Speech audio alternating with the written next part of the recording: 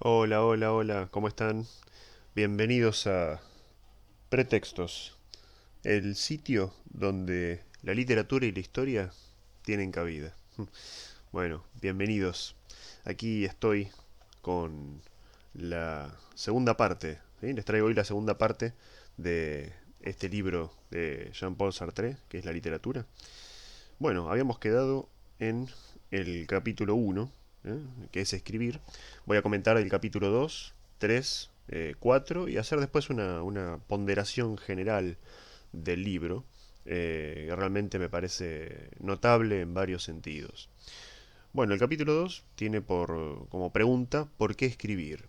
¿Sí? Y de alguna manera hay una relación eh, entre nuestra esencia y el mundo, dice el autor, ¿no? De alguna manera creamos arte para sentirnos esenciales con el mundo. Eh, y también dice, y me parece algo bastante singular y bastante razonable, que la obra de arte que alguien crea no es para sí misma, sino para otras personas. ¿Sí?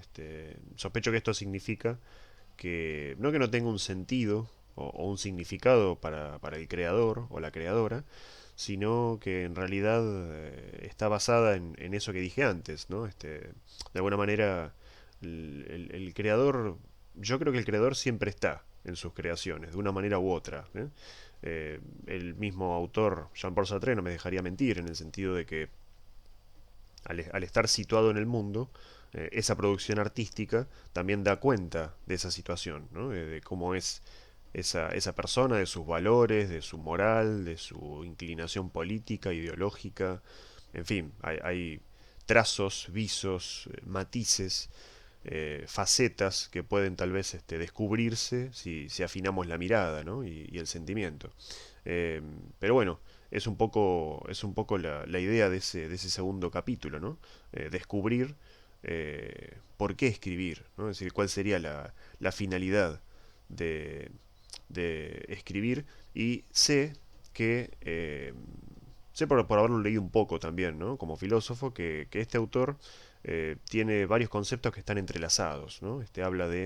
La, habla de la libertad, habla de la responsabilidad, ¿sí? Y en este caso propone a la literatura como la libertad del individuo, la libertad del hombre, ¿sí? Esa obra de arte literaria hace libre al lector, dice él. Bueno, en el capítulo 3, ¿para quién se escribe?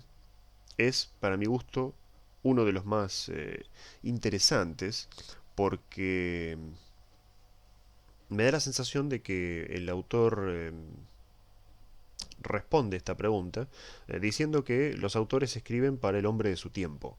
¿Sí? Eso que él antes criticaba de la crítica, ¿no? A su vez, de esa mirada de los críticos que buscaban un poco el autor consagrado, creo que se conecta y se ancla en este punto, ¿no? Porque de algún modo eh, el autor y el lector son contemporáneos, es decir, ninguno de los dos escapa a su tiempo. ¿Sí? Más allá de los géneros, lo digo, puede ser tranquilamente que yo esté leyendo una novela de ciencia ficción de un autor argentino contemporáneo y por más que la acción transcurra en la Tierra, vamos a suponer en la Argentina, en el año 3045, probablemente esté hablando de algún problema que sea actual, de algún problema que sea contemporáneo, ¿no? Leído entre líneas en el mismo género. Entonces, en ese sentido, bueno, cuaja bastante bien esta idea que tiene Jean-Paul Sartre. Dice también que de alguna manera el autor y la obra definen al público, ¿sí? Y da un ejemplo muy interesante que yo no he leído a este autor, un autor norteamericano, se llama Richard Wright. Él dice que Richard Wright escribe tanto para el público blanco como para el público de color en los Estados Unidos. En ese sentido, yo pensaba, es un autor súper contemporáneo porque el problema de la discriminación racial en Estados Unidos yo creo que está lejos de ser superado. No porque no lo haya en otras partes del mundo, pero estoy hablando específicamente de este ejemplo que él da. Y en ese sentido, dice él, dice Jean-Paul Sartre, Richard Wright tiene un doble público. escribe para ambos, ¿no? Al mostrar el abuso, la discriminación, la violencia hacia una eh, raza específica, hacia una cultura determinada, bueno, también está digamos, dirigiéndose a las dos partes, ¿no? Al violentado y al que violenta, ¿no? De alguna manera.